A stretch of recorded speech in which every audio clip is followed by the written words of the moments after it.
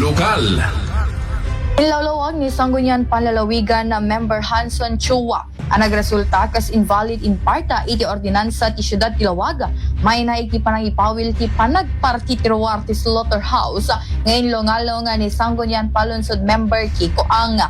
Kunana, adalaong iti parte iti ordinansa kasapulan nga amendaran ti City Government of Lawaga karunaan ti panagparti karadidingwen iti uneg ti Solara.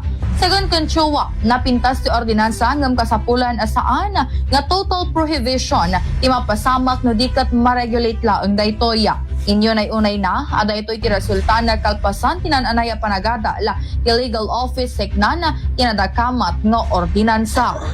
Ti resulta na is invalid in part. Okay, ket nasa invalid in part hanga invalidated di sa po nga ordinansa kasi napintas di sa ordinansa ngem ada partes na ngamin nga dapat mabaliwan.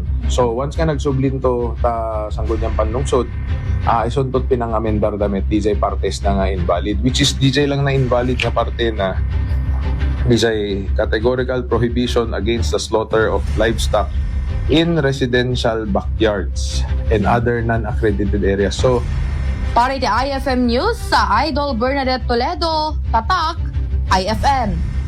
IFM News. IFM News. IFM News. Lokal.